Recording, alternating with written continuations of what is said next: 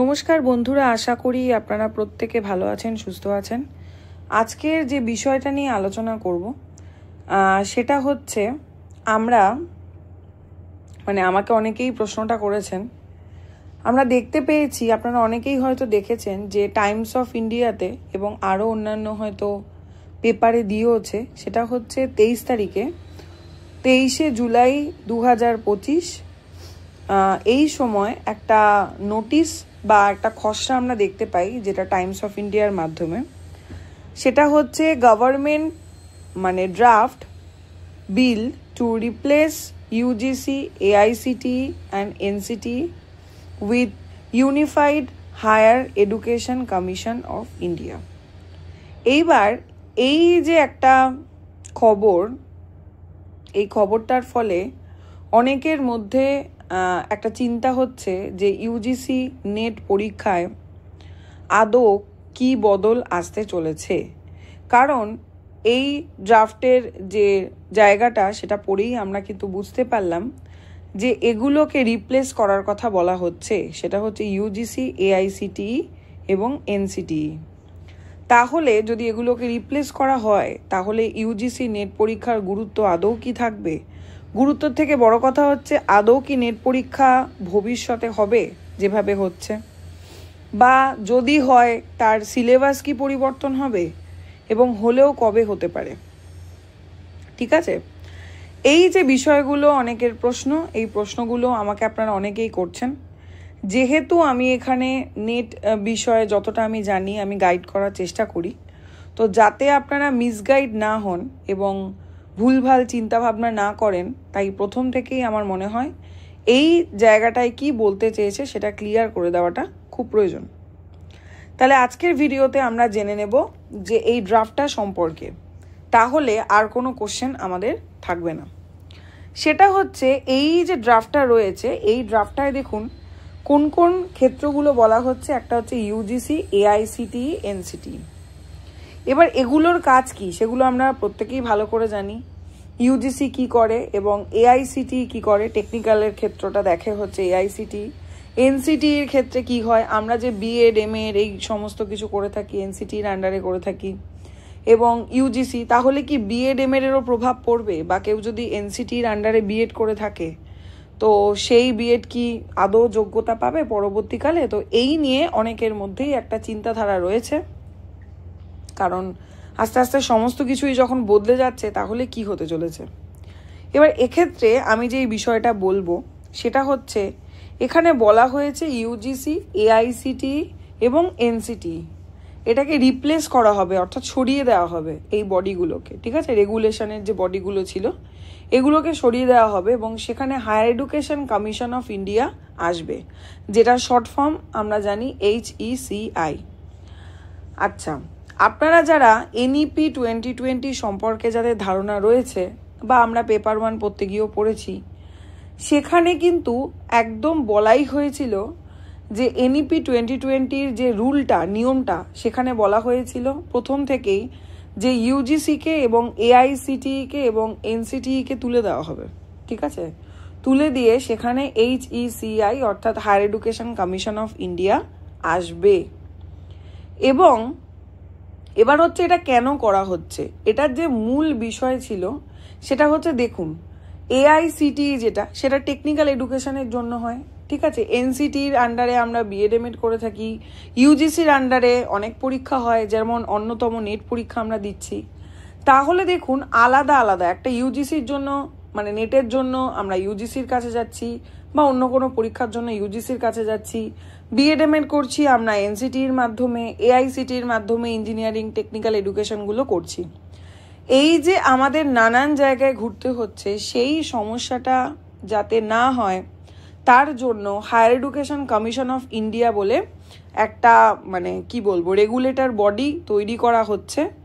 এবং এই regulator body কি করবে, সমস্তগুলোকে সামলাবে।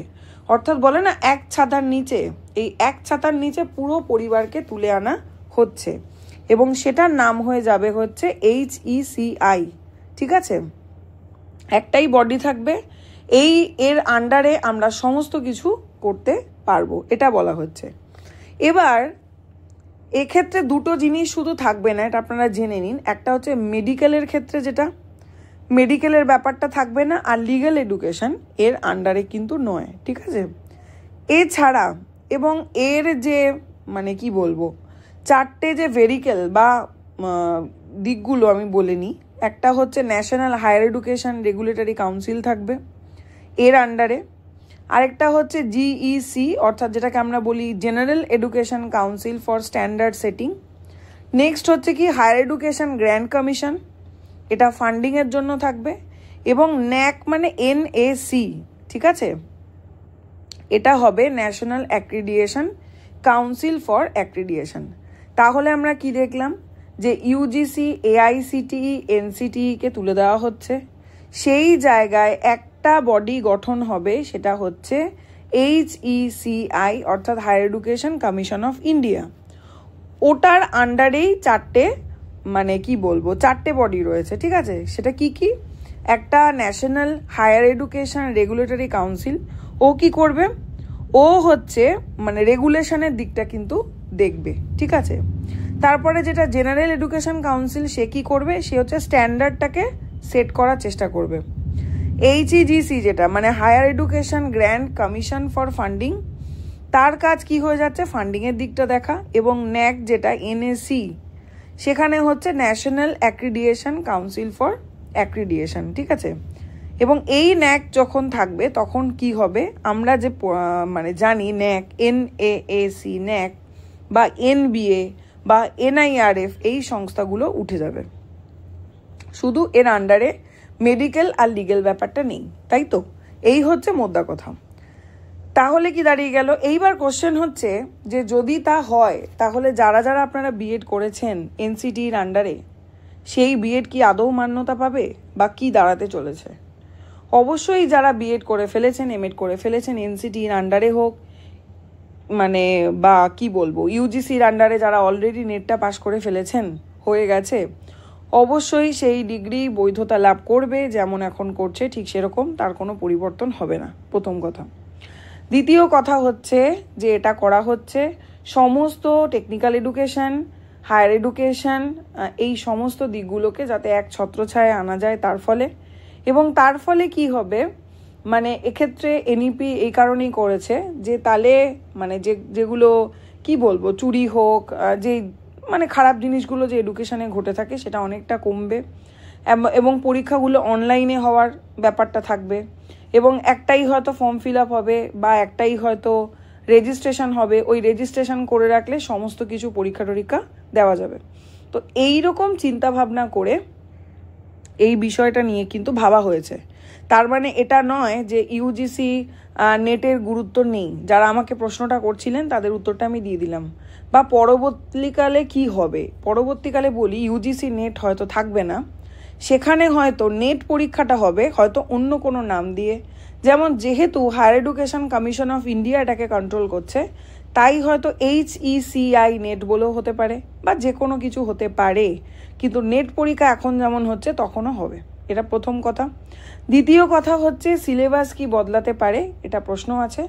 সিলেবাস কিন্তু বদলাতে পারে। কেন বলছি, কারণ যখন আমাদের মানে কি বলবো ইউজিসির আন্ডারে যখন শুধু পরীক্ষাটা ছিল নেটের, সেই সময়ে আমরা দেখতে পেয়েছি যে এক ধরনের সিলেবাস ছিল। পরবর্তীকালে যখন NTA-কে দায়িত্ব দেওয়া হলো, তখন দেখা গেল যে সিলেবাসটা অনেকটা আপডেট করেছে, প্রত্যেকটা সিলেবাস ইউজিসি নেটের মানে নেটের সিলেবাসের।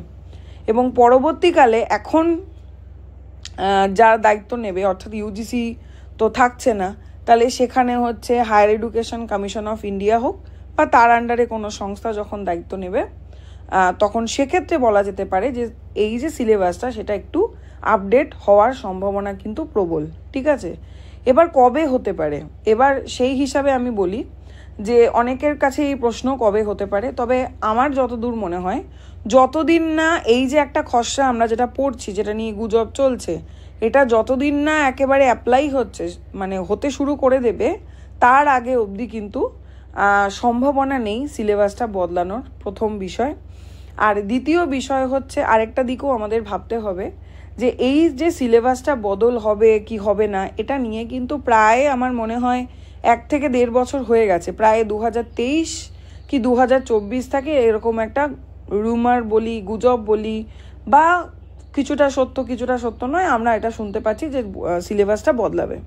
তো সেক্ষেত্রে কিন্তু যে কোনো সময় সিলেবাস বদলে যেতে পারে, ঠিক আছে। তবে সেটা হচ্ছে যখন এই রেগুলেশন বডিটা গঠন হবে, অর্থাৎ higher education commission of India যখন গঠন হবে, তার আন্ডারে যখন এবার নেট পরীক্ষা চলবে, তখন অবশ্যই সিলেবাস আপডেট করবে বলে আমার ধারণা। কারণ এর আগেও এরকম ঘটনাই ঘটেছে এবং সিলেবাসটা বদলাবে বলেও একটা বিষয় চলছে, তাই সেটা হতে পারে।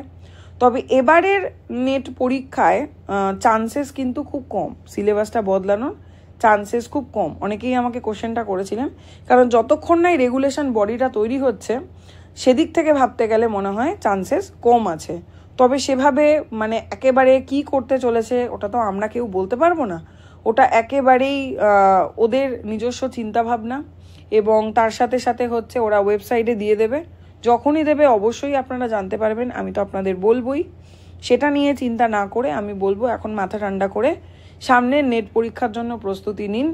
কারণ যদি ওদের সিলেবাস চেঞ্জ করার হয় তাহলে অবশ্যই এর মধ্যে করে দেবে, তাহলেই বুঝতে পারবেন যে পরিবর্তন হয়েছে। আর যদি এর মধ্যে না করে তাহলে বুঝবেন যে এই সামনের বারের যে নেটটা হতে চলেছে তাতে সিলেবাসটা বদলাচ্ছে না।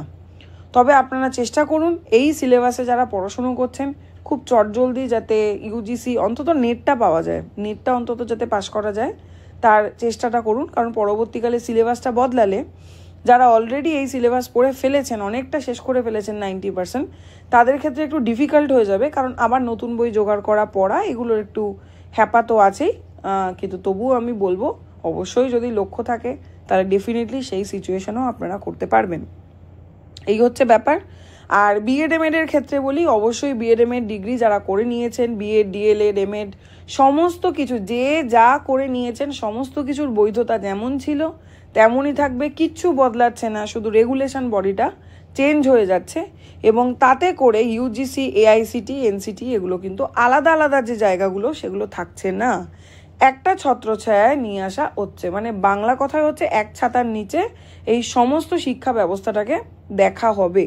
এনইপি 2020-তে এটা বলা হয়েছে এবং সেটাই লাগু করার চেষ্টা করা হচ্ছে, ঠিক আছে। এবং তারই খসড়া আমরা টাইমস অফ ইন্ডিয়াতে দেখতে পেয়েছি এবং সেটা নিয়ে অনেক বড় গুজবও চলছে। অনেকে বলছে পরিবর্তন হয়ে যাবে, এই হয়ে যাবে, এরকম কিন্তু কোনো কথা বলা হয়নি, ঠিক আছে। এই হচ্ছে বিষয়। আর আপনাদের যদি কোনো প্রশ্ন থাকে এই রিলেটেড অবশ্যই আমাকে প্রশ্ন করতে পারেন এবং ক্লাসটা প্রত্যেককে শেয়ার করে দেবেন, তাহলে প্রত্যেকে বিষয়টা জানতে পারবে। অহেতুক গুজবে কান দেবেন না, টেনশন নেবেন না। চ্যানেলটাকে সাবস্ক্রাইব করে রাখবেন, তাহলে যে কোনো ভিডিও কিন্তু আপনার কাছে সবার আগে পৌঁছে যাবে। অবশ্যই ক্লাসটা ভালো লাগলে লাইক করবেন এবং আপনাদের কি চিন্তা ভাবনা, আপনাদের কি ধারণা এই নিয়ে অবশ্যই জানাবেন। আমার কাজ হচ্ছে আপনারা যাতে টেনশন না নিয়ে এরকম ধরনের কোনো গুজব বা কোনো চিন্তা ভাবনা, অবশ্যই পরীক্ষায় যদি সিলেবাস বদলায় আমি তো বলেই দেব, বা কী হতে চলেছে সব কিছুই বলবো, কিন্তু যতক্ষণ না পুরোটা জানা যাচ্ছে তার আগে অবধি অর্ধেক শুনে কেউ ওই নিয়ে প্যানিক করবেন না। ঠিক যেরকমভাবে পড়াশুনো করছেন ওরকমভাবে পড়াশুনোটা চালিয়ে যান। আজকে এ পর্যন্তই, ধন্যবাদ সকলকে।